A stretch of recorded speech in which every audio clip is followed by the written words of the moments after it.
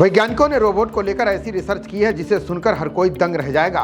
नई रिसर्च के अनुसार अब रोबोट इंसान की स्किन को छूकर पता लगा सकता है कि इंसान के दिमाग में क्या चल रहा है।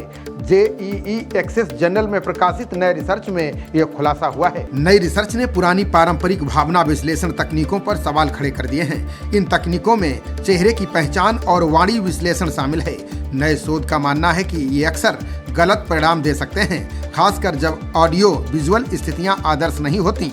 वैज्ञानिकों का मानना है कि त्वचा की संवेदनशीलता वाला नया अध्ययन कई कामों को आसान कर सकता है।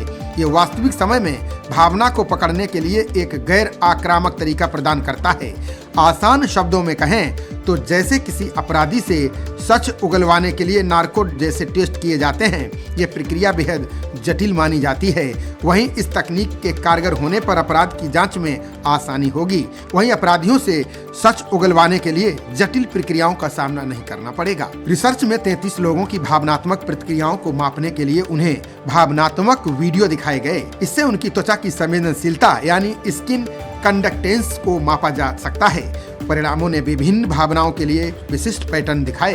इनमें डर की प्रतिक्रियाएं सबसे लंबे समय तक चलने वाली देखी गईं, जो एक चेतावनी तंत्र का संकेत देती हैं। पारिवारिक संबंधों से जुड़ी भावनाएं जैसे खुशी और दुख में त्वचा का रिएक्शन सबसे अलग था। वही झूठ बोलने जैसे बातों के विश्लेषण में अलग परिणाम सामने आए। शोधकर्ताओं ने यह भी पता लगाया कि व्यक्ति जिस मानसिक स्थिति में होता है, उनकी त्वचा वैसा ही रिएक्शन करती है। यानी त्वचा उनकी मानसिक स्थिति के अनुसार विद्युत धारा को संचारित करती है। ये आमतौर पर पसीने के स्राव और तंत्रिका गतिविधि के कारण बदलती रहती है। ये मानव भावना की विभिन्न अवस्थाओं का भी संकेत देती है। वैज्ञानिकों ने इस अध्ययन के परिणामों को भविष्य में भावनाओं को मापने वाली तकनीकों के विकास में सहायक माना। ये अन्य शारीरिक संकेतों के साथ मिलकर अधिक सटीक परिणाम दे सकती है। ये अध्ययन दर्शाता है कि भविष्य में रोबोट्स का मनुष्यों के साथ भावनात्मक रूप से संवाद करने का तरीका और भी परिष्कृत यानी बेहतर हो सकता है।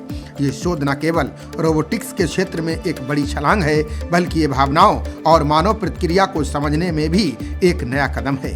ये चिकित्सा, तकनीकी सहायता और मानव मशीन इंटरफेस के लिए नई संभावनाओं की राह खोल सकता है। साथ ही जांच एजेंसियों के लिए भी ये तकनीक बेहद कारगर साबित हो सकती है। खबरों का सिलसिला जारी रहेगा। देखते रहिए जनप्रवाद। नमस्कार।